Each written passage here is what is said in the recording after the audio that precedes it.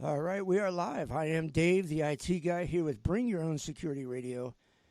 Today is a kind of a fun, special conversation for me. The guy that we're going to talk to, John Strand from Black Hills Information out in South Dakota, one of my favorite places when I get on my Harley Davidson and head out west to Sturgis every year. You wouldn't think that that area, at least I wouldn't have thought that area was a hotbed for security, but apparently some of the smartest people in the IT security world are in that area of this country. So we're lucky enough to have one of them with us. John, how are you today, sir? I'm doing really well. And a bit of trivia. You were talking about the rally out here in August. Kind of a fun fact. I've been to more rallies than any other person I've ever met in my life. And the reason for that is I was actually born in Sturgis during the rally. And, growing up there, growing up here, and working in kitchens and stuff, I've been to more than my fair share. And if I play it right, I'll be born in Sturgis and I'll die in Sturgis if I'm lucky. I don't know that I've ever met anybody that's actually born in Sturgis. Now, I've been out to the rally for about 12 years, randomly here and there. And the one time that I did come out, we came out and had a problem with an RV. So we ended up staying up in Rapid City past the rally week. And within 3 days of, I think it was that Tuesday or Wednesday, we rode back down to Sturgis just to kind of check out the town. And every building on Main Street was just about empty. And there was a big sign up, something about a tractor show or something. And I thought, holy mackerel. Oh, yeah, the threshing bee. Yeah, the threshing bee. I know that very well. That's one of my favorite events. It's actually right out past the Buffalo Chip Campground. Yeah, that is where they have it. So, yeah, I know all about that. Absolutely. Weird world, huh? It is. So you get to have 1 million people a year come out and celebrate your birthday with you. So that sounds like a party every year for you. Well, if I could, but recently over the past few years, it's right over, Hacker Summer Camp with DEF CON and Black Hat. And I've been there, celebrating my birthday with our hacker brothers and sisters in Vegas. There has been some give and take with my wife and I about riding out on the motorcycle from here to Vegas and doing, my couple days out there and doing my thing, and then circling north and heading up and just making it a U.S. tour, so to speak, ride Route 66 out through the south a little bit, head out to Vegas, and then head up north and go around the north rim of the canyon and head up into Sturgis for a couple of days and catch the back end of the rally and come home. I just, I'm not sure if I got that much saddle time. I'm getting a little bit older. Yeah, well, if you do, man, it's rare breed indeed these days. As you know, most people that come out, they don't ride their bikes out like they used to in the 80s. Most people bring them out on trailers or fly out and rent. But that's the rally. But no, that sounds like a great trip. So would you also try to hit down in DEF CON as well? Because doing a Sturgis DEF CON trip would be pretty cool. Yeah, without a doubt. I mean, I usually show up for maybe the last day of Black Hat. If I'm not doing media stuff, I like some of the day 2 presenters that are out there, and at least last year I did, and then do DEF CON for a couple of days. I've been trying my hand at car hacking the last couple of years, so trying to get better at that part. But yeah, and then packing up, I'd have to ship half of my stuff home so I could go to, you got to dress appropriately for Sturgis. You can't, if I showed up, I think, in my nerd gear in Sturgis, I might get beat up. It's tough to say. Well, dude, if you want a place to store your nerd gear, you've got a place to store your nerd gear. You just let me know, and we'll hold it for you. Right, I appreciate that. One of the things I wanted to talk about, and for those that don't know who John is, John, if you want to take a minute, just kind of introduce yourself and who you are and what you've been doing lately out there in South Dakota. You bet. So I'm the owner of Black Hills Information Security. We're a little pen test security firm. I think we're probably about 80-some employees between active countermeasures and Black Hills Information Security, and developers and interns and subcontractors. We run all of our operations out of, believe it or not, you've been here just north of Sturgis to Spearfish, South Dakota, by about 15 minutes. And that's where I am right now. I was also a SANS instructor for 15 years before I retired, and I taught and co-authored hacker techniques, exploits, and incident handling. And I'm also IANS faculty. So those are kind of the big highlight things that we don't want to get too much into BIOS because those are always uncomfortable and weird. Yeah, I remember early on in my IT career when somebody wanted to talk about who you were, that all you either heard or even I even was probably guilty of doing was giving out my certifications in my resume before I even really talked about me. And I recently realized that how funny that is or was, and I try to Yeah, well, one year, offer that one advice. year I was presenting at RSA, and I gave like a complete joke bio, thinking that they wouldn't read it. And like my role was managing intern of Black Hills Information Security. And the dude, and it was ridiculous. It was just this ridiculous like resume of John's sole purpose in life is telling people no and stop. He is the managing intern of Black Hills Information Security. And the guy got up and read the entire thing to like 500 people verbatim, really slowly, like the teacher on Ferris Bueller's Day Off. It was delightful. I'm sorry I missed that. That would have been quite funny, I think. You know, speaking of quite funny, and before we really get into some of these IT topics and security topics, there was a time that I heard a story from you that was funny yet head shakingly amazing.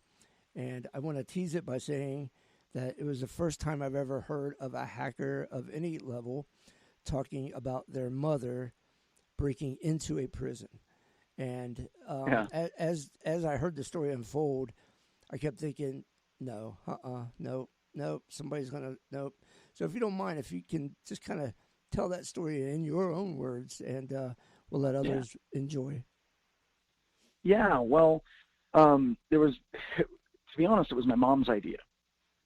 She was kind of the CFO of Black Hills Information Security before she passed away, and she's reading about and hearing about all these cool pen tests. Now we're breaking into stuff all the time, and we had a handful of physical assessments that were coming up.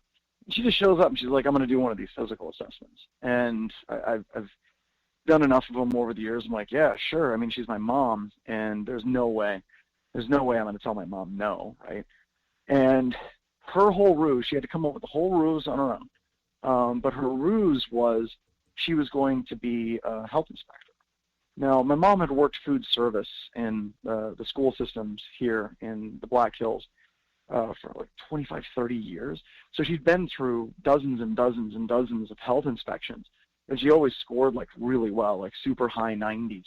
So she knew it inside out and backwards, how to do it, what the sheets were, questions to ask. She had it down cold. And it was me, Ben Donnelly, who was one of our interns at the time, and then my mom. We all set out to go break into a series of locations around South Dakota. And she got the prison. She wanted to do the prison. So she drops Ben and I off at a pie shop, and it's like a little bit of ways from the site, and we're all in the same vehicle. And I gave her my cell phone just so we could record the audio of the event. And she drives off, and I remember thinking, like, as she drove away, like, this is an incredibly bad idea. Up until that point, that never really crossed my mind. But she showed up right up to the front. She said, "My name is Rita. I'm an inspector. I'm here for your surprise health inspection." And the people at the front gate, you know, the big bulletproof glass and the doors and the man trap and all that, were like, "Oh, right this way." And they let her in. And they said, "What do you need to see?" She said, "I need to see your employee workspaces where your employees work." I got to close some windows here. I got car alarms going off. It's all of a sudden the pandemic. Apparently social distancing is now over where I'm at. And she said, "I need to see your employee workspaces. I need to see where your employees and people here in the correctional facility eat. And I also need to see your nuke." And they were like, What do you mean? What's your nuke?" And she goes, "Your network operations center." And they're like, "Oh, our NOC." And she's like, "Yeah." Which at this location was just like a closet. And they showed her where all those places were. And then they were like, "Okay, well, go ahead and do what you got to do and just come and talk to us whenever you're ready to leave." And she was left kind of unrestricted to walk around and to start plugging in USB drives everywhere she could where computers were left open. We had a USB drive, and it had like a dropper executable on it and had a document with callbacks. And she was able to run around the place and plug it in, and we started getting, shells back, and that was pretty cool. And she took a really long time, and that was a little bit disconcerting because she was gone for probably the better part of an hour. And we actually didn't spawn any like reverse connections coming out of this facility until about 30, 40 minutes after she left. And then it started it started raining. And I remember like Ben looking at me. It was either I said it or Ben. I can't remember who said, "Oh, she's okay. We're getting callbacks." And I was like, "Yes, Mom's all right. She hasn't been arrested yet." And when she was done, the person that was running the correctional facility was like, "Well, we want to make sure that we're prepared for our next inspection. Is there anything we can do to kind of do better?" I was like, yeah, there's a document on this USB drive. Go ahead and open up this document, and it's a full health inspection sheet. Yeah, go ahead and run those macros. And she got the director of the correctional facility's computer as well. But it was awesome. She showed up. We all had pie, and I asked her how it went. Like, how did it go for you breaking in? And she goes, "Oh, it's delightful. It's delightful. Did you know that you went to high school with one of the people that worked there?" I'm like, "I don't care who I went to high school with. How did it go for you getting in?" But no, she had a great time. And I think it was also a huge thing for her because literally for the rest of her life, she kind of had that one thing that she could gloat over my father that my dad never got a chance to do. And she always had that trump card. Like any cool story my dad would tell, she always had that trump card where it's like, "Do you remember that time where my son had me break into a prison?" And it was just awesome. That's awesome. One of the I think two of the questions I ever wanted to ask when I heard that story the first time and didn't have direct access to you would be, how weird would it have been for your mom to tell you about, "Hey, did you know this prisoner from high school is there, somebody that." Oh, it wasn't a prisoner. It was actually, it was actually someone that worked at the facility. Yeah, but I mean, and it was one of those stupid things. You know how moms are. Well, but my mom was food service director, remember? So she knew everybody. She would see them every day. And I don't know, parents, they can always remember, like if I went to school and I was a senior and this person was a freshman, she remembered that. I wouldn't remember that person at all. But that was the important thing. That's what really stuck in her head. This is the type of person she was. She remembered everybody that went through the school lunch line with her. And she had that. And the cool thing was that didn't blow her cover. Even though this person had known that my mom had worked in food service and had been the lunch lady there and the director for a long time, and for this person, it was like, "Oh, that's a logical conclusion. She retires from working as a lunch lady in lunch lady land, and now she's doing inspections. Yes, this makes sense. This is a lady that, I used to get lunch from." Totally didn't blow her cover. My mom kept her cool the whole time. At the end of all of that, did the prison ever find out what really happened to them? Yes, and that's kind of where things start to get a bit weird. Luckily for me, telling the narrative, the correctional facility is closed. So that makes things a little bit easier. So I'm not putting anybody at risk, even though I have had some people say, "You shouldn't tell that story because I work at a correctional facility and someone could easily break in using that ruse." And I'm like, that is literally the point of me telling the story. All about that polite challenging of authority, polite verification of credentials. Don't assume authority. All of those things are so important. But whenever, we kind of go through this as security professionals, being able to step back and say, what can we learn from this larger narrative is probably the most important thing from it. Absolutely. I mean, that's one of the true beacons of a good social engineer is to take everyday life situations and figure out how you can use them against people and then let people, know that it happened and educate them and hopefully make them think twice the next time around. So what a great, it's been years since I've heard that down in Kentucky at one of the previous cyber events, and it just stuck with me as a story that I've heard. It's great. Yeah.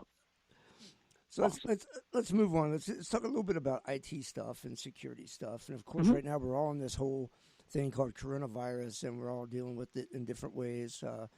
Some people are laid off from work. Some people work from home. Some people are mixed in between. As somebody yourself doing trainings, still trying to run a company, still trying to keep your people busy, that sort of stuff. How is it that you see how this has changed the world, the cyber world, security people in particular, just the whole big picture? So I think there's a couple of cool things to take from this. Like the first cool thing, right? Because there's a lot of negative things. Well, let's look at some cool things. The first cool thing is everybody's talking about this as like a black swan event, right? Like, and it is without question, an unparalleled black swan event. But in security, we've dealt with these massive upheavals in our industry before. Maybe not quite on the scale, right? Whenever, you go back to 2000, 2001 with Active Directory, that was huge. That was massive. That was a huge lift. Virtualization was a huge lift. Web technologies, monstrous lift. And then we get to cloud. And cloud was like a reformation of the entire game. And we had to fundamentally change the way we'd approach in our organizations on doing computing on somebody else's computer at scale. And now we're in this situation, which is yet another upheaval, but I really think that people in security are kind of mentally more prepared for it than a lot of people out there. Because seeing this monstrous change is just, I don't want to say it's business as usual, but we're used to it, right? We've had to adapt. You've been doing this a long time, and you've seen a lot of massive changes in the industry. This is another one of those. But what's kind of neat about that is almost always it comes back to the fundamentals, right? It goes back to securing your baselines. It goes back to password. It goes back to two-factor authentication. A lot of those fundamentals are still in play. The biggest problem that I see is we spent all of this time and money trying to develop better telemetry on what was happening on our workstations inside of environments, Active Directory inside the DMZ, and the whole push to cloud computing, which was absolutely a push before this, was instead of like an adoption curve, it's more like an adoption wall, right? People working remotely, it just spiked. It wasn't like, wow, that really increased. It's like everybody is working from home. And we've seen just this huge uptick in VPN usage, insecure VPN usage, where people are split tunneling, where they're going to the internet directly from their work computers at home and then accessing corporate resources. Lack of visibility. A lot of people's home networks don't have full firewalls, network traffic capture, intrusion detection systems, and we're already seeing attackers take advantage of that. There's been a number of news stories over the past few weeks where the targeting of individuals that are working from home has gone up. COVID-19 type phishing ruses. So we're seeing this huge shift in the industry that is much larger than we've ever seen before. But I will say that I really believe that people in computer security have had a lot more practice than other industries. And we're going to get through this, right? It's going to be very, very, very difficult, but we can roll because information security changes from week to week to week. That's all exactly right. And I know earlier on in this, as we started to have to work from home, months ago, a discussion that I had was about, I'll date myself, but the Y2K bug. Everybody freaked out about it. All the planning, and then New Year's Day, nothing happened, right? And now this is the reverse. Nobody really planned for this to be such a thing, and then boom, we had to shove it in real quick and make it fit into the round hole square peg scenario. So definitely, like you said, a lot of being able to adapt and evolve, and that certainly has come about. One of the things that I've seen more recently, and Black Hills, of course, has certainly been involved, and I've partaken, is that by choice or whatever reason that you're doing it, and you can elaborate, there are companies now that are saying, hey, you're stuck at home, COVID, you might have to change careers, you might have lost your job, you might have to go search for a new job, come do some free training, learn some new skills, do whatever. And that seems to really have, for at least the month of April, have really taken a big spike in opportunities to train. And I know that you guys are doing it a lot. Talk a little bit about, if you can, what drove you guys to say, I'm going to kind of port some of this 8-hour training into free 4-hour chunks? We've always done free webcasts, and we're always going to do free webcasts. And there were a couple of things that started happening. With the free webcasts, the attendance really exploded. I think we're now at over 5,000 registrations per webcast. It's like every week. And the last one that we had, it was over 3,000 people live in attendance with me and Bill Stearns on how to build a lab at home. And that's fine, all right? You do that in an hour, and you have a team of people that are supporting the Discord channels and answering questions, but it's a zoo, right?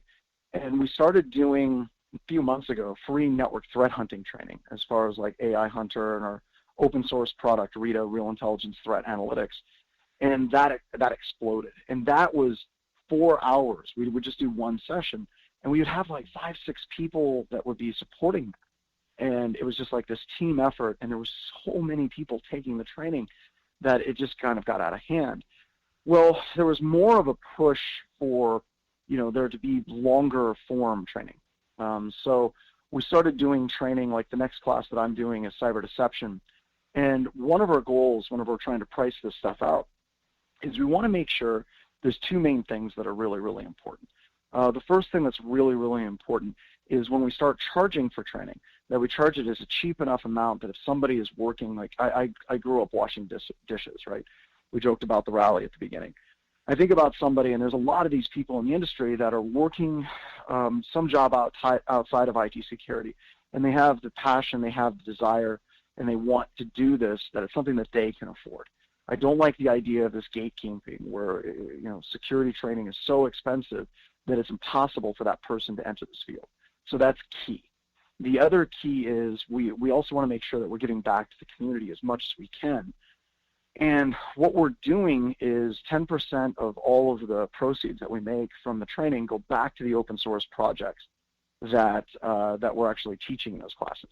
So like Doug Burks at the Security Onion, we gave him a check yesterday. And the Helk, if you're on Twitter, it's _Helk, it's Cyber War Dog.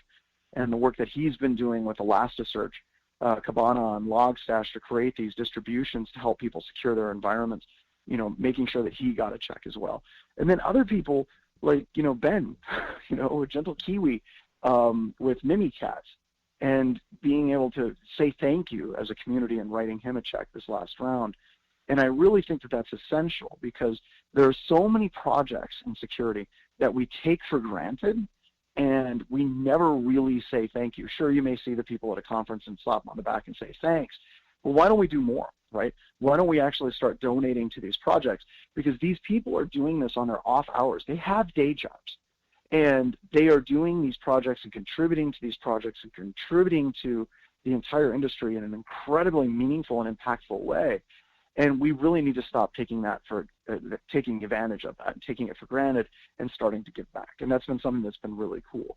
So yeah, we're doing all the free stuff, but as soon as we start going into longer form, because of the support, because we want to get back to the community, we are charging for that. And we're trying to charge as little as we possibly can. Kind of our motto on it is if we break even, that's success. Right on. For those just tuning in, we're listening to John Strand from Black Hills Information Security. John, now that you mentioned about having so many people, and I knew that you had a lot, but I didn't know you had several thousand per each of these webcasts.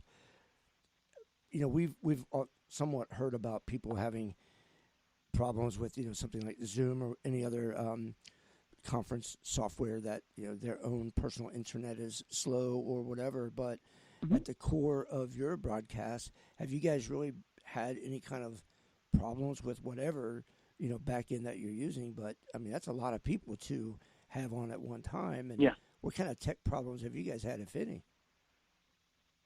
We were running on Webinar Jam for a while. We did one on Webinar Jam, and it handled it okay. But it got to like 4 hours, and Webinar Jam just killed our session, which was a problem because we were there an hour early helping people get their VMs and stuff set up.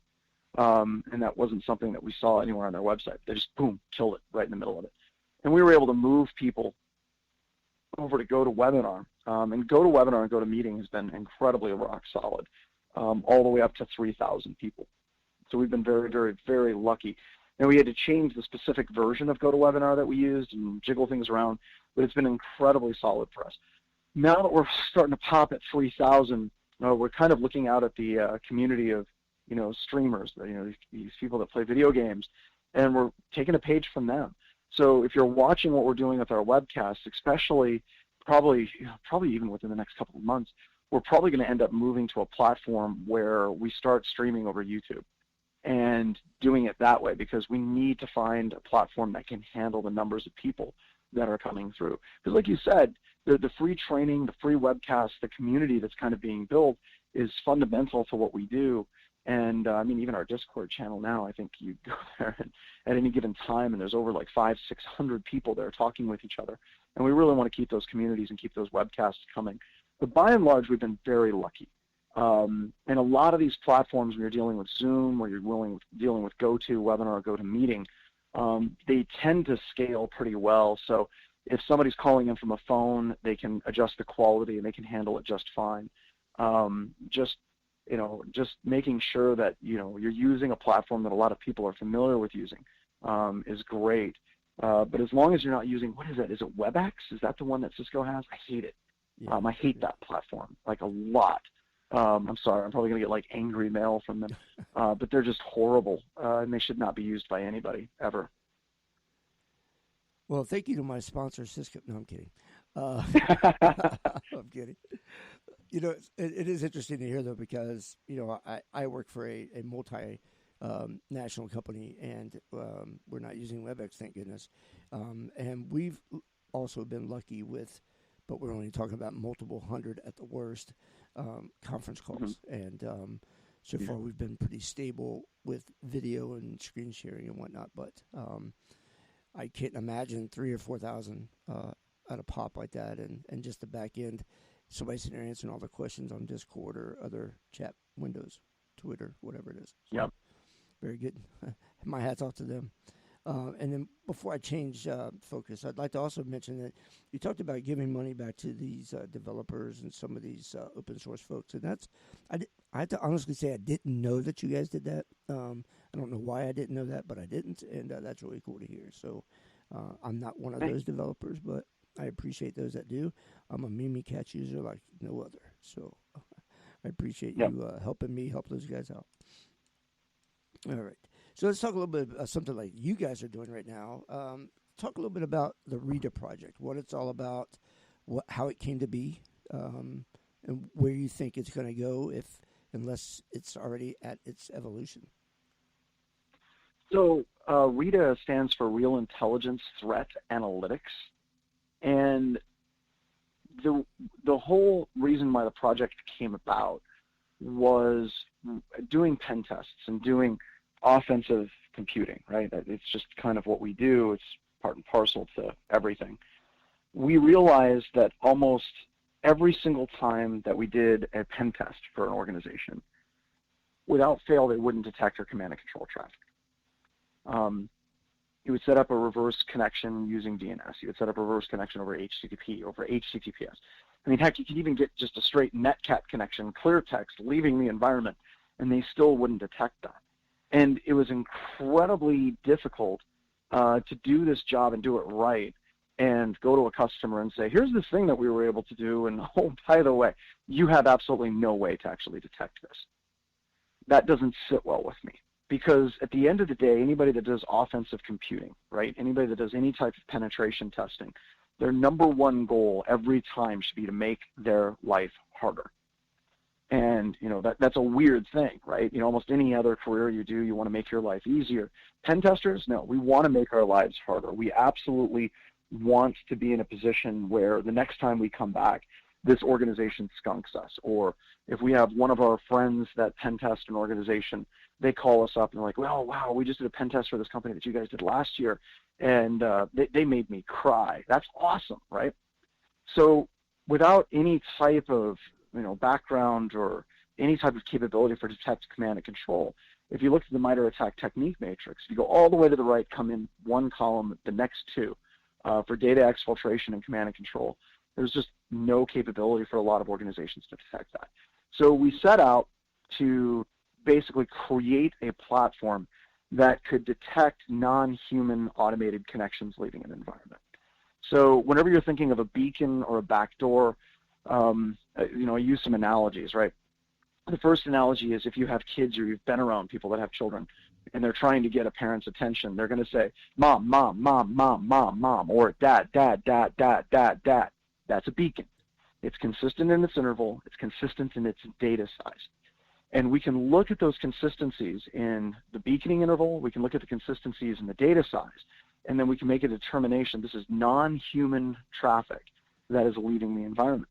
And it gets a lot more complicated than that. Another analogy, sticking with kids, I like to use this one. You have people all the time that say, my little Susie or my little Timmy is a genius. And they talk about their kids and how amazing their kids are. And almost universally, if somebody's talking about that in glowing terms and their kid has straight A's, that's not a genius. You know that sounds weird, and people get offended, but their kid's not a genius. They're clearly bright children with great futures. The parents that have genius children, they're usually the ones that are like, they're like jaded and they're on edge, and they're like, last week, my son, who's 2, we put him in the living room. We took all the furniture and everything out because he kept taking it apart. We put him in the living room with a handful of toys because we thought it would be safe. And we're in the next room and we were hearing pop, pop, pop, pop, pop. And we ran into the living room and there he was ripping the trim off the walls because he wanted to know what was behind the walls. Those are like genius kids, right? And those are the kids that when they get their parents' attention, it's like mom, mom, mom, mom, mom, mom, mom, mom. They're doing something different, right? They know that the parents can't, they can't ignore them whenever they're kind of varying their interval. And if you're looking at backdoors, if you're looking at Cobalt Strike or you're looking at Trevor C2, there's a ton of backdoors that will try to randomize their interval so their heartbeat is not regular. But anytime you're working with computer science and someone tries to randomize anything, they have to say that they're doing pseudo-random, right? So if you set up that jitter at 8 seconds plus or minus 2 seconds, or 10 seconds plus or minus 2 seconds, it means it's going to be anywhere between 8 and 12 seconds. And what happens with kind of that range of 8 to 12 seconds is it usually creates parity right at 10 seconds. We have 50% of the connections between 8 to 10 and 50% between 10 to 12. And yet you can still detect those non-human connections by doing that type of analysis. So under the hood, Rita uses MADMOM, medium average distribution of the mean, which is a cousin to k-means clustering. But we do that type of statistics analysis to find those connections leaving an environment that are automated, non-human connections. It can be update servers, absolutely. You can go through and you can whitelist in Rita, but you can also, find a lot of very interesting things like IoT devices or IoT devices and rogue access leaving the environment to bypass filters, like log me in, team viewer, things like that. And we detect those things. And then Rita for Spice also checks long connections. It does blacklist checks. It does URL analysis. It does JA3 analysis on Bro-Zeek logs. It slices, it dices. It's pretty much kind of your starting point for doing network threat hunting and anomaly detection. And it's free, completely free. Doesn't cost anything. When you talk about having the ability to look at those type of data channels and data streams, what have you found from your customer's perspective? Did they even suspect that they might have had that kind of traffic going out? Did they acknowledge, well, we think we had it, but we couldn't figure out how to see it? Or, what type of reaction did you get when you showed these types of things to some of your clients? Was it a, holy macro come to Jesus moment, or was it symbiotic in some way? It's kind of the holy moly situation where people, when you start saying, okay, you've got this particular internal IP address, this internal IP address is currently streaming, 8 hours a day videos from this website in India. It's Bollywood videos. Okay, that's kind of eye-opening. You have this particular video camera that was purchased because it was cheap. It's beaconing back to China, like every minute. And people start getting uncomfortable because that is literally their security system. If you remember a few years ago, there was a series of video cameras that had backdoors in them, and we were detecting that customer networks before it kind of made the news. So you start seeing a lot of those things, and then you start seeing, like I said, HR violations where people are using LogMeIn, TeamViewer, a whole bunch of different tools, remote desktop to communicate to get home, so they can bypass any of the filtering that they have at work. And the stuff just keeps going, right? It just keeps going again and again and again. And ultimately, organizations, whenever you start opening their eyes, it's kind of like turning on the light switch and seeing cockroaches. There is absolutely that kind of aha moment. And it's funny because when you first start looking at the systems that are beaconing, they'll start saying, oh my gosh, look at this is all false positives. And while they're not malware, they're absolutely not false positives. It's a really weird thing to say, and people justifiably freak out anytime you say that this particular product has no false positives. And Rita doesn't have false positives. If it flags it, it's automated communication. It may not be malware. It absolutely may not be malware. That is true. But you definitely have an automated connection that you need to review. And I think that really helps people develop a much better understanding of their networks. And ultimately, at the end of the day, computer security is all about understanding things, right? It's not about buying a specific product and being able to, it's not about a specific product and being able to implement that product and you're secure. It's about knowing and understanding your endpoints. It's about knowing and understanding your network traffic. And this is just one of those tools that provides you better visibility into what's going on with your network traffic in your environment. That is amazing. I know that I started poking around with it not too long ago, just a few months. And I tried it at home to see what at my house was trying to talk outbound. And I found something I wasn't expecting. And then when I took it to our office and plugged it in and started running on a VM and pointing it at some of our internal stuff and then going to my boss, I briefly had that, well, that's a false positive from our network engineers.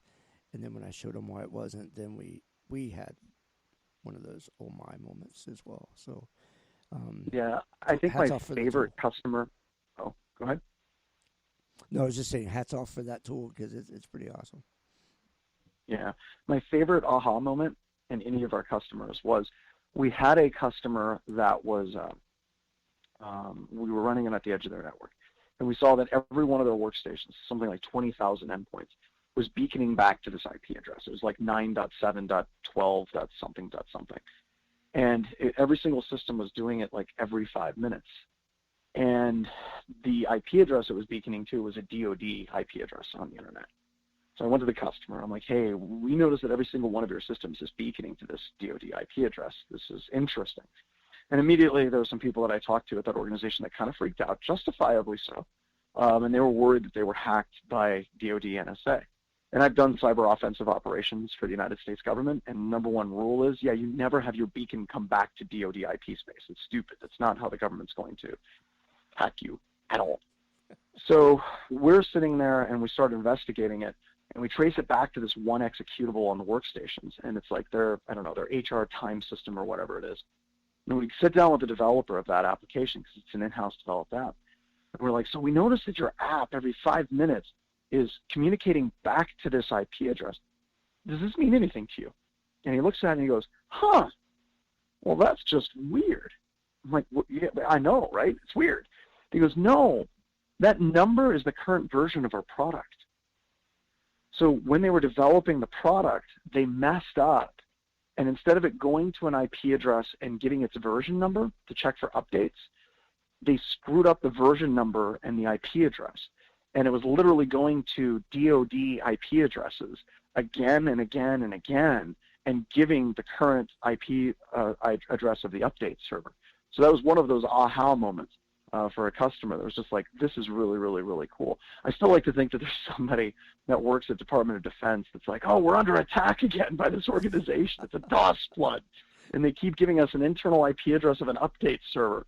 But that was probably my favorite customer aha moment. Well, that I can't even imagine. I as you were telling that story, I was envisioning you getting ready to tell me it's like a global time box out of the Navy or something silly or easy, right? And then what you said is something easy, human error, which is unfortunately very common in code writing. Oh, absolutely. It's amazing what type of data can flow in and out. So, yeah, having that tool, I can admit that I haven't fully implemented what it can do, but that's coming soon to a Dave near you because that's it's been a highly educational piece of software for me so far. So, outstanding. Fantastic. You mentioned when we were talking about your presentations and the Rita project and some of the data exfiltration, and one of the topics that I've randomly heard discussed over the last year it has been DNS over HTTP or HTTPS and how it's becoming a more common threat actor mode to encrypt their traffic or hide where things are talking to. Um, Mhm.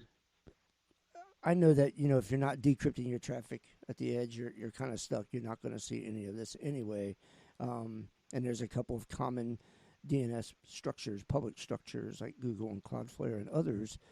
But what am I missing, or what is the security world as a whole missing when it comes to the topic of DNS over HTTP? Are we missing the boat here somehow, or is it much ado about nothing? No, I definitely think it is absolutely something. I mean, if you look at a tremendous amount of our infrastructure monitoring, it is basically blocking things based on IP address, blocking things based on hostname. If you look at trying to protect workers on the inside of an environment, we want to block ads, right? And ultimately, when you're looking at DNS over HTTP, you'll hear a lot of people in the industry say, well, it's about privacy. No, it's not. No, it's not. They want the spice to flow, right? They want to be able to get ads to people, right, regardless of whether or not they're at work. And they want to be able to shut down the ability for people to see DNS traffic and shut down those DNS queries. And they're taking that control away from organizations. And from that perspective, it's total and complete. It's just garbage. I just do not believe it. And I know there's a lot of people that believe in the privacy angle, and I get that. But ultimately, what it's trying to do is making sure that those ads can be delivered, right? And I know there's people that will disagree with me, and I totally understand and respect those types of opinions. But what does it mean to the ground security person? It means that we've lost this area of visibility that was so key to everything that we did. Now, granted, we should have never have built our house on that quicksand, but we did. And we need to have that visibility, right? And you can try to do it with Sysmon. That's not going to work. Sysmon is not going to log it's not going to log the DNS lookup because it's not going through those particular APIs. You can try to do full SSL TLS interception. Many organizations don't do that just because of privacy concerns, setting aside the whole TLS 1.3 issue that we have with some organizations decrypting on the outside of the network. So you can still get some good visibility, right? Not all hope is lost, because you'll still be able to see the IP address endpoints. You'll still be able to see, the SSL TLS transfer. So your JA3 and doing fingerprinting on that part will still be in place. But it's going to require organizations to do a couple of different things, probably all at the same time. Block the endpoints that allow you to do DNS over HTTP, shutting that down, right? Blocking those. And then also making sure that you have the alternative visibility with the TLS SSL inspection to be able to see inside those packets and still get access to that data. And it's going to require us using that Bro-Zeek style analysis where we can actually get that TLS certificates and fingerprinting those TLS and SSL communication pairs using things like JA3. So this gets more difficult, but there are tools at our disposal. And I think on a broader front in security, we need to start having conversations about things like this. We need to start having conversations about browsers and how advertising is actually done. Browsers like Brave. There's a lot of really cool things that are out there. But as security professionals, we have to have some very difficult conversations. One of the things I'm constantly trying to push is internet whitelisting for corporate computer systems, trying to whitelist what sites people go to. And if they try to go to a website that, if they're trying to go to a website that is like on that, uncategorized list, just blocking them, or doing what Pi-hole does, which pops up and says, hey, you're trying to go to a website that I have no idea what its category is. Are you sure you want to proceed? Doing those types of things. But it's going to require us doing a lot of things right very, very quickly. And I also know whenever you're dealing with, DNS over HTTPS, you just look at home users, right? I have teenagers, and I try to restrict where my teenagers go on the internet because I'm not a bad father. And that blows a hole right through it. So much so that I've been literally using Rita at home, very similar to you, to do some monitoring of traffic. And sure enough, I caught one of my kids that was using DNS over HTTPS. So, it's a struggle all the way around, no question. It is. I've been trying to bring this topic up at work amongst even my own peers, and yeah, I get the hands in the air like, well, there's nothing we can do about it kind of mentality. And and I'm certainly trying to break that mentality as well. So hopefully we'll keep the fight going and see what we can do from a corporate perspective. I haven't considered the Absolutely. whole whitelisting. So our company does a whitelist blacklist deal, but in the uncategorized area, we haven't necessarily blocked that traffic entirely. So that's an interesting take that I'm Yeah. going to look at how it affects us Well, and see if I can get away with that. so and there's a couple of interesting questions. Now we're running low on time, but if it's uncategorized, it means that Cisco, Umbrella, or OpenDNS or whoever has never seen it before. That's telling in and of itself, right? And then if you have people like, well, I need to go to this website because it's a website for cats and I love cats, whatever. For a lot of that personal surfing, people use their phones. They don't need to be using corporate assets for that type of surfing. I agree. That's entirely a whole new conversation for a lot of companies, I think. But I think now, of course, too, going back to the topic about coronavirus, a follow-up that this conversation has brought up in my brain is, what do you think or what do you envision changing from maybe global, U.S., whatever, from a company level? A lot of companies said, well, if you're not here at work working, you're not doing anything. But now they had to let people go home and work, and or the way, like you talked about, split tunneling, and people can now kind of see things on the internet at home that they might not be able to see at work, or some companies have clients on their laptops, that sort of thing. But how do you think this whole evolution has changed or will continue to change from that perspective, from what we should allow and what we shouldn't allow? I think it's going to accelerate what we already did, right? The whole cloud computing moving into, if we're playing buzzword bingo, moving into zero trust models. And those were always the right models, where you do not trust the network. It's going to go, the endpoint and the cloud endpoint are the only two things that really matter. And you're going to see that endpoint protection and cloud-based management of that endpoint protection be that much more important. So, we all laughed, and I was one of these people where, we're going to put this endpoint security agent, and you're going to manage it in the cloud. And people are like, I'm not going to let my security be managed out in the internet. Now you have to, right? Because a lot of those systems aren't talking to an internal server all the time. And then the other thing is, if we're looking at network traffic, one of the things that we're talking about a lot with the RETA project is Zeek Agent, getting network telemetry off of the endpoint so that we can do that type of beaconing analysis on it. The Zeek Agent is going to be huge. That's coming out here shortly. They already got it, I think, for Linux. And then the other thing is, looking at Sysmon, Event ID 3 for network connections and being able to do beaconing analysis there. So everything's going to the endpoint. Everything's going to the cloud. It's just now hyper accelerated, and we've got to be vigilant. Right on. And again, for those of you just tuning in and missed most of this, we're talking with John Strand from Black Hills Information Security, and we've got a few minutes left and a lot more to talk about. So I don't know that we're going to get to everything, John, and hopefully somewhere in the future, you and I will get back together again on a lot of these topics. But I saw a quote from you. I think the quote might be a year or two old, talking about blockchain. And back then, the quote was ambiguous as to, at least ambiguous to me, I should say, about what you think blockchain will mean to IT. And how adoption you think will come into play, if at all. So since a couple of years ago to now, has blockchain integrated with IT or security as much as you expected? Not as much? What you hoped for? It's just the perfect amount. I fundamentally believe that blockchain is one of the most transformative, fundamentally disruptive technologies that's ever come down the pipe. But I can't see an application for it beyond cryptocurrencies.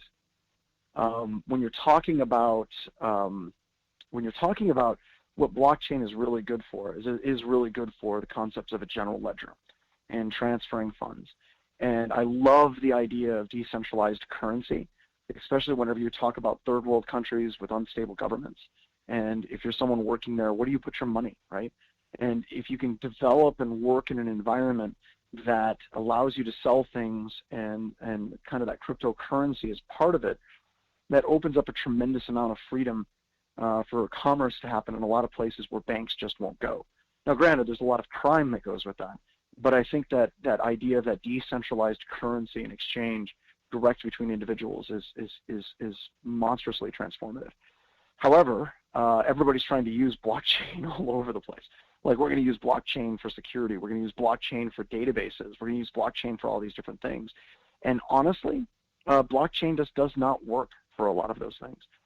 It doesn't work better than a database for database transactions and, you know, availability. There's a security professor out of Harvard. I think his name is Minkins, and he's like, there are engineers at Amazon and Microsoft and at Google that are losing a tremendous amount of sleep about database and availability and uptimes and all those things. And they're really, really smart people, and they're developing these databases all the time. Blockchain is not going to come and solve that. And then when you start looking at other types of cryptocurrencies, you start looking at Ethereum, and you start looking at smart contracts. You know, the whole goal of smart contracts is we're going to remove the humans from transactional interactions. And you know what? Sometimes you want humans in a loop, especially when things go sideways, to be able to fix things. You don't want to completely fork your project because of one bad transaction. So I really think it is transformative. I really think it's something that's amazing. I think that if we look forward in the future, that's where we're going. But as far as using it for the day-to-day, like databases or health records or all those things, I just think that what you're seeing is a tremendous amount of snake oil, where people are selling buzzwords to other people that know nothing about IT. Sounds good to the people with money, and they're investing money into it. And once again, I know I'll probably get hate mail for that, but that's honestly how I see it. That's okay. A little bit of hate mail keeps everybody's blood going, so that's Absolutely. That's right. Let's talk a little bit about what you guys have coming up before we get to the end of this hour. Of course, you guys are the wonderful hosts of the Wild West Hacking Fest, which is a great name out there in Deadwood, which is another great Sturgis area city to go hang out in. And this year, of course, Corona, everybody's not allowed to go in groups. I know it's a little early in the year, but do you see, I mean, clearly you're able to do this online if you think you need to, but is your goal still right now, you think, for 2020 to make that an in-person event? Yeah, we still want to try to make it an in-person event in September, at the end of September. Right now, as to whether or not it's going to happen ground-based or not, flip a coin. But there isn't nearly the level of frustration and hand-wringing and worry that we had for San Diego, because we're ready to take this virtually. We've done it before. We'll do it again, and it went very, very, very well. So we're hoping for the best, but we're completely and utterly prepared for the worst, and that's kind of where we're sitting right now. Well, I've seen some of the speaker lineup that you guys have already promoted, and the folks that'll be out there, including your own people internally that'll be presenting, is always a good lineup. You can't never go wrong, and get to go out and see Mount Rushmore as well. So it's a great area of the country to be in if you haven't been out there to the South Dakota, Arizona, Utah, North Dakota, even if you want to drive north and have some fun. I say that. I tried to drive north on the motorcycle, and I'm not sure we made it to the North Dakota state line when I finally said, there's nothing here to see. Let's go back. So it's kind of a boring drive, to be fair. But all right. Well, John, is there anything that you wanted to talk about, or anything you guys have going on out there that we didn't talk about that you want to share? No, nothing. Just be sure to check out our webcasts, register for them. As you mentioned, we don't put a hard sell or try to sell people on stuff. We basically just try to do incredibly high quality free training every single week for people, and that's just what we're all about. Yep, and that's blackhillsinfosec.com for those of you that may not know. Also, get out onto YouTube and look up Black Hills Information Security for their channel. Subscribe. Just about everything you guys ever have done free in the last at least year or so is there. I mean, 4 or 5 hours worth of training on any one video. So for those of you that didn't know that, if you missed something that they're doing, it's out there on YouTube. So go check that out as well. John, man, I can't say how much I appreciate coming out here. I'm sorry. I'm already acting like I'm out there in Wildcat Fest, but I appreciate you coming on today and talking about this stuff. And I just love hearing that story about your mom. That's so great. I just now we all have a standard. If we can't break into a prison, we're just not good enough. Very cool. Very good. All right, that's John Strand from Black Hills Information Security. John, thank you so much. You bet. Thank you. Bye. All right, thank you. All right, and for the rest of you guys, thanks for tuning in to this episode of Bring Your Own Security Radio. I am Dave, the IT guy, and we are going to be. Ooh, there's some. That's the music. We're fading out. Look at that. All right, thanks again for tuning in. We appreciate your time, appreciate your effort, and next week we'll be doing this all over again. Tune in. Thanks a lot. I am Dave, the IT guy, and we're out.